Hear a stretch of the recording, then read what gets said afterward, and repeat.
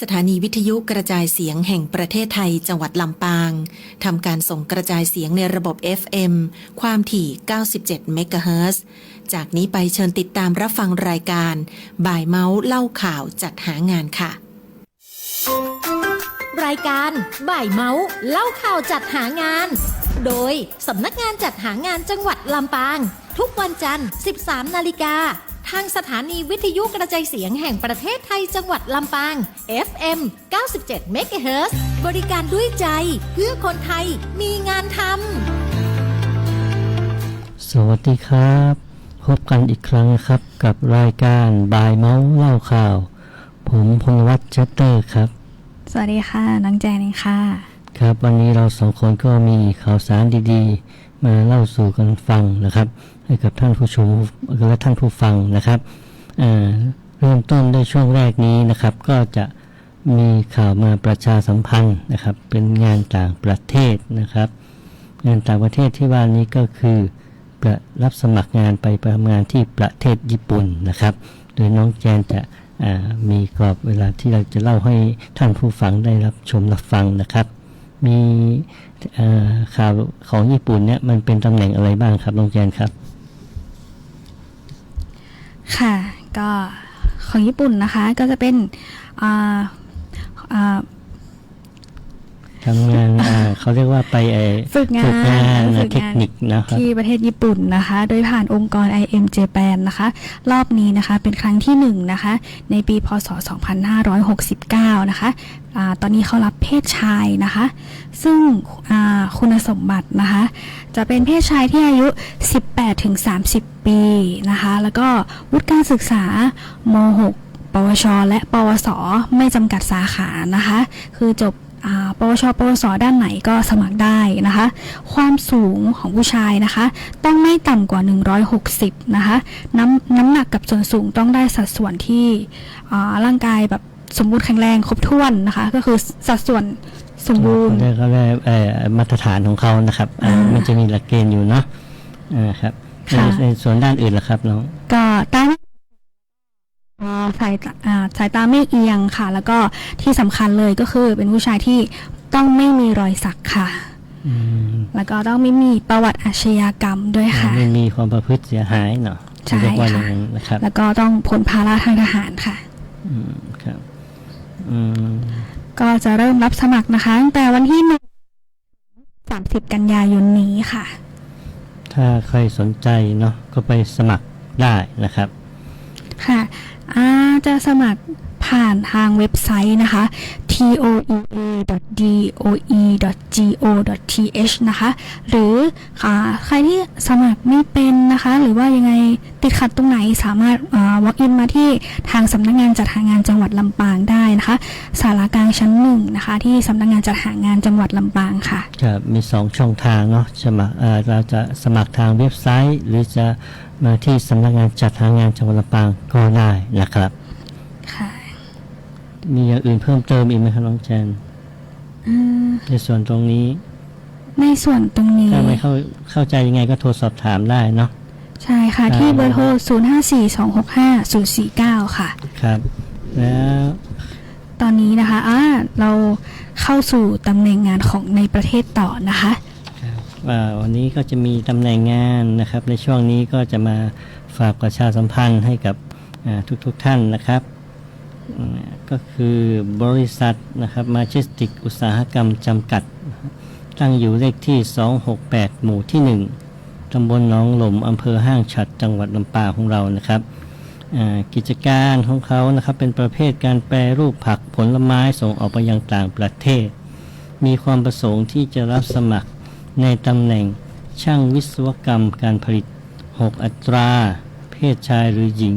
นะครับอายุ 20-60 ปีวุฒิปวชนะครับอัตราค่าจ้าง352 บาทนะครับ2คือช่างซีเมอร์นะครับ4อัตราเพศชายหรือหญิงอายุ 20 ปีถึง 60 ปีวุฒิปวชนะครับอัตราค่าจ้าง352 บาท3คือช่างไฟฟ้านะครับ1อัตราเพศชายหรือหญิงนะครับอายุ 20-60 ปีว วุฒิปวช อัตราค่าจ้าง352 บาท 4. ช่างซ่อมสร้าง 3 อัตรา เพศชายหรือหญิง อายุ 20-60 ปี วุฒิปวช อัตราค่าจ้าง352 บาทนะครับ5ก็คือพนักงานขับรถโฟล์คลิฟต์2 อัตรานะครับ เพศชายหรือหญิง อายุ 20-60 ปี วุฒิม.3 หรือมีประสบการณ์นะครับ อัตราค่าจ้าง347 บาทต่อวัน 6. พนักงาน QC นะครับ 6 อัตรา เพศชายหรือหญิง อายุ 20-60 ปี วุฒิม.3 หรือมีประสบการณ์ อัตราค่าจ้าง347 บาทนะครับเงื่อนไขและสวัสดิการนะครับ ก็คือมีค่ากะนะครับ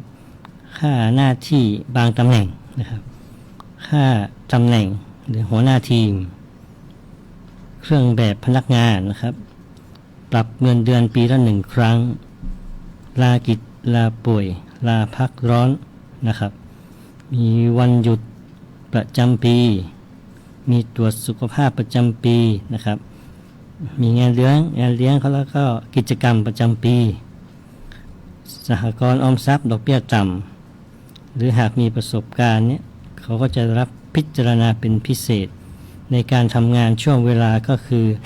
8 ชั่วโมงนะครับวันจันทร์ถึงเสาร์นะครับ ถ้าใครสนใจนะครับ อันนี้ก็รบกวนโทรมาได้นะครับ ที่เบอร์โทรศัพท์ 054-368-512-3 นะครับมาต่ออีกนิดหน่อยนะครับ อันนี้มีเพิ่มเติมมานะครับ เป็นตำแหน่งซูเปอร์ไวเซอร์นะคะบรรจุสินค้านะคะรับ1 อัตรานะคะจะเป็นเพศชายหรือหญิงก็ได้นะคะอายุ 20-60 ปีนะคะตรงนี้นะคะวุฒิการศึกษาจะเป็นปริญญาตรีเท่านั้นนะคะก็ไม่ได้จำกัดนะคะว่าคุณจะต้องจบปริญญาตรีด้านไหนก็คือจะสาขาไหนก็สมัครได้นะคะซึ่งอัตราค่าจ้างนะคะจะประมาณ 15,000 บาทต่อเดือนนะคะแล้วก็อีกตำแหน่งหนึ่งนะคะจะเป็นซูเปอร์ไวเซอร์นะคะวิศวกรรมการผลิตนะคะ1 อัตราเหมือนกันค่ะทั้งชายและหญิงนะคะก็ 20-60 ปีวุฒิการศึกษาปริญญาตรีเหมือนกันค่ะก็ตรงนี้นะคะอัตราค่าจ้างทางด้านตำแหน่งตรงนี้นะคะจะเป็นข้อตกลงของทางบริษัทนะคะก็สวัสดิการนะคะก็จะเป็นมีค่ากะนะคะแล้วก็ค่าตำแหน่งนะคะแล้วก็จะมีเครื่องแบบพนักงานมีการปรับเงินเดือนปีละ1 ครั้งนะคะแล้วก็มีลากิจลาป่วยนะคะลาพักร้อนนะคะงานเลี้ยงประจำปีนะคะก็จะทำงานนะคะตั้งแต่วันจันทร์ถึงวันเสาร์นะคะเวลา 8 นาฬิกาถึง 15 นาฬิกาค่ะทำงาน 8 ชั่วโมงต่อวันนั่นเองค่ะครับก็อย่างที่บอกนะครับถ้าใครสนใจก็ย้ำอีกครั้งนะครับโทรมาได้ที่เบอร์โทรศัพท์ 054-368-52512-3 นะครับค่ะตอนนี้นะคะไปรับฟังเพลงสักครู่หนึ่งนะคะเดี๋ยวเรากลับมาพบกันในช่วงต่อไปครับ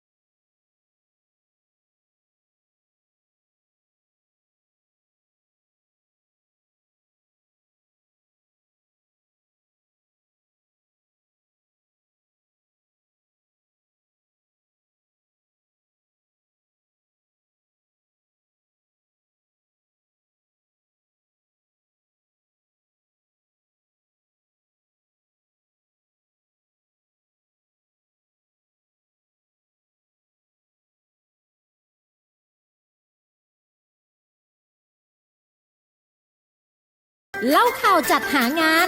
โดยสำนักงานจัดหางานจังหวัดลำปาง ทุกวันจันทร์ 13 นาฬิกาทางสถานีวิทยุกระจายเสียงแห่งประเทศไทยจังหวัดลำปาง FM 97 เมกะเฮิรตซ์ บริการด้วยใจเพื่อคนไทยมีงานทำ สวัสดีครับกลับมาพบกันอีกครั้งนะครับกับในช่วงที่2นะกับบ่ายเมาเล่าข่าวกับสำนักงานจัดหางานจังหวัดลำปางนะครับในรอบที่2นี้นะครับก็เหมือนเช่นเคยครับก็มีตำแหน่งงานว่างที่จะมาประชาสัมพันธ์ให้กับท่านผู้ฟังนะครับมีตำแหน่งอะไรบ้างครับอาจารย์ครับค่ะต่อไปนะคะจะเป็นห้างหุ้นส่วนจำกัดนะคะลำปางวิศวกรรมนะคะตั้งอยู่ที่539นะคะแล้วก็541 543ตำบลสุบตุ๋ยอำเภอเมืองจังหวัดลำปางนะคะก็จะเป็นประเภทกิจการติดตั้งออกแบบบำรุงรักษาเครื่องปรับอากาศนะคะซึ่งวันนี้นะคะจะมาประชาสัมพันธ์ในตำแหน่งช่างแอร์นะคะซึ่งรับอยู่2อัตรานะคะจะเป็นเพศชายนะคะอายุ 20-55 ปีค่ะวุฒิการศึกษานะคะปริญญาตรีนะคะอัตราค่าจ้างจะตามข้อตกลงของทางบริษัทนะคะ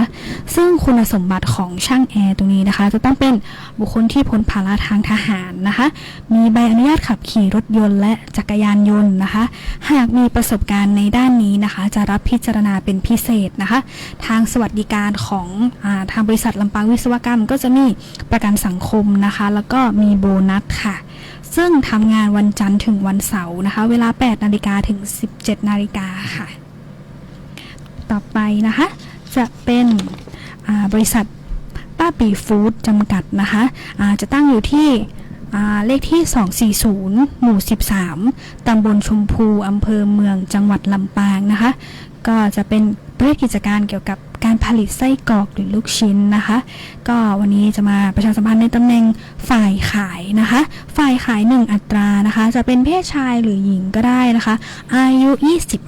25-35 ปีนะคะปริญญาตรีนะคะอันนี้จะเป็นในสาขาที่เกี่ยวข้องทางด้านการขายนะคะอัตราค่าจ้างจะอยู่ที่ 12,000 บาทถึง 15,000 บาทต่อเดือนค่ะก็คุณสมบัติของฝ่ายขายของบริษัทนะคะก็จะเป็นมีทักษะการเจรจาโน้มน้าวนะคะแล้วก็แก้ไขปัญหาเฉพาะหน้าได้นะคะแล้วก็มีความสามารถในการขายแบบเชี่ยขายเก่งใช่ไหมคะใช่ก็ค่อยๆว่าถ้าคุณมีประสบการณ์นะก็จะรู้ในเทคนิคนี้นะครับรู้แบบมีความแบบรู้ความต้องการของลูกค้าว่าลูกค้าต้องการลูกชิ้นแบบไหนเข้าใจเกี่ยวกับความต้องการของลูกค้านะครับใช่ค่ะก็หากมีประสบการณ์นะคะในตำแหน่งนี้จะรับพิจารณาเป็นพิเศษค่ะต่อไปนะคะเป็นผู้ช่วยการตลาดนะคะก็จะ2อัตราค่ะได้ทั้งชายและหญิงเลยนะคะอายุ 27-45 ปีนะคะก็ตัวนี้จะเป็นวุฒิปริญญาตรีเหมือนกันค่ะแต่จำกัดนะคะสาขาการตลาดการสื่อสารค่ะก็อัตรานะคะค่าจ้างจะอยู่ที่ 25,000 บาทต่อเดือนนะคะอันนี้เป็นคุณสมบัติครับน้องแจงคุณสมบัตินะคะน่าสนใจก็คือสามารถใช้โปรแกรม Microsoft Office ได้อย่างชำนาญค่ะแล้วก็จะมีทักษะการต่อรองที่ดีและทักษะการสื่อสารนะคะก็เหมือนกับว่าต้องแบบเขาเรียกว่าช่างพูดไหมมีทักษะในการทักษะในการพูดการเจรจาเทคนิคการโน้มน้าวการขายอะไรประมาณนั้นนะครับใช่ค่ะแล้วก็สามารถเดินทางไปต่างจังหวัดได้ค่ะในตำแหน่งนี้นะคะแล้วก็สามารถวิเคราะห์และรวบรวมนะคะข้อมูลทางการตลาดได้ค่ะทั้งหมดนี้เขาทำงานวันไหนถึงวันไหนครับวันจันทร์ถึงเสาร์นะคะเวลา 8 นาฬิกาถึง 17 นาฬิกาค่ะหยุดวันอาทิตย์ค่ะครับถ้าสนใจแล้วโทรสอบถามได้ที่หมายเลขโทรศัพท์092-904-3563ค่ะบริษัทป้าปีฟู้ดจำกัดค่ะครับมาต่ออีกสัก1บริษัทนะครับบริษัท Quality Ceramic นะครับ Quality ชายเอ็นเทคโนโลยีจำกัดนะครับสถานที่ตั้งก็คือ140/114ถึง115 ถนนพหลโยธินตำบลสันดอกอำเภอเมืองจังหวัดลำปางนะครับกิจการนะครับประเภทกิจการเขาเป็นประเภทการขายส่งเครื่องจักรและอุปกรณ์ที่ใช้ในอุตสาหกรรมนะครับรับสมัครตำแหน่งนะครับพนักงานบัญชี1อัตราเพศหญิงนะครับอายุ22-35 ปีวุฒิการศึกษานะครับก็จะเป็นปวสขึ้นไปนะครับเป็นสาขาเฉพาะบัญชีนะครับอัตราค่าจ้างก็ตามโครงสร้างของบริษัทนะครับเงื่อนไขและสวัสดิการของในตำแหน่งนี้นะครับก็คือขยันนะครับกระตือรือร้นตรงต่อเวลามีความอดทนและถ้าหากมีประสบการณ์จะพิจารณาเป็นพิเศษนะครับสวัสดิการนะครับก็คือจะมีเบี้ยขยันให้แล้วก็มีประกันสังคมในช่วงเวลาในการทำงานก็คือจันทร์ถึงเสาร์นะครับเวลา 8 นาฬิกาถึง 17 นาฬิกาหยุดวันอาทิตย์1วันนะครับใครสนใจนะครับก็โทรสอบถามไปยังบริษัทนะครับได้ที่เบอร์โทร 054-317-299 หรือ 086-461-5249 นะครับต่ออีกสักหนึ่งอันไหมครับน้องแจนค่ะต่อไปนะคะจะเป็น บริษัท Power นะคะลำปางจำกัดนะคะตั้งอยู่ที่456หมู่1ตำบลชมพูอำเภอเมืองจังหวัดลำปางนะคะก็จะเป็นประเภทกิจการจำหน่ายรถไฟฟ้านะคะก็ตำแหน่งที่จะมาประชาสัมพันธ์นะคะก็คือที่ปรึกษาการขายเนาะจำนวน1อัตราเพศหญิงนะคะเพศหญิงนะครับอายุก็22-35น้องแจนอันนี้คือน่าสนใจก็คือไม่จำกัดวุฒิการศึกษาใช่ค่ะอัตราค่าจ้างก็ตามโครงสร้างของบริษัทนะครับเงื่อนไขและก็สวัสดิการต่างๆนะครับก็คือขยันนะครับกระตือรือร้นต่อรองเวลามีความอดทนหากมีประสบการณ์ด้านการขายจะรับพิจารณาเป็นพิเศษสามารถขับรถยนต์ได้และมีใบขับขี่นะครับช่วงเวลาการทำงานนะครับแจนก็จะเป็นวันจันทร์ถึงวันเสาร์นะคะเวลา 8 นาฬิกาถึง 17 นาฬิกาหยุดวันอาทิตย์เหมือนกันค่ะครับอันนี้นะครับถ้าใครสนใจก็ติดต่อไปยังบริษัทได้นะครับที่เบอร์โทร063-063-3888ครับย้ำอีกทีนะครับ063-063-8888ครับวันนี้นะครับกระผมพลวัฒน์ชัตเตอร์ครับและน้องแจนนะคะจากสำนักงานจัดหางานจังหวัดลำปางต้องขอลาท่านผู้ฟังเพียงเท่านี้นะครับพบกันใหม่เนาะสัปดาห์ต่อไปนะครับค่ะขอบคุณครับรายการบ่ายเมาส์เล่าข่าวจัดหางานโดยสำนักงานจัดหางานจังหวัดลำปางทุกวันจันทร์ 13 นาฬิกาทางสถานีวิทยุกระจายเสียงแห่งประเทศไทยจังหวัดลำปาง FM 97 เมกะเฮิรตซ์บริการด้วยใจเพื่อคนไทยมีงานทำ